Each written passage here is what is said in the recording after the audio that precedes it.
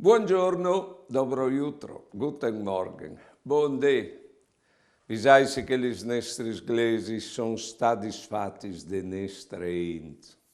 Io mi penso a ciupiti e quando vedono di slargiare la glesie per fare il coro dei frus e il coro dei oms, che sfruttati ogni domenica levin a chiappassù ius pes fameis dal paese. E anche quando si leva a benedì, ti davin ius, sempre per iglesie.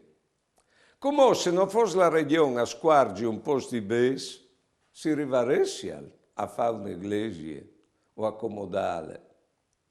Insomma, tornando al passato, gli israelini hanno un grande merito per soparis de comunità, in particolare che religiose. E con gli israelini, anche il purcit, perché il purcit di Sant'Antonio era nutrito di tutto il paese dopo veniva coppata pro d'eglesie.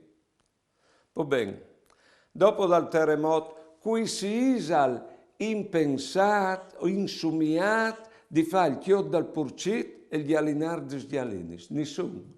Quanche emertaressin e che è un bel monumento dai nostri paesi, per i meriti che hanno. Buone giornate e buone vite.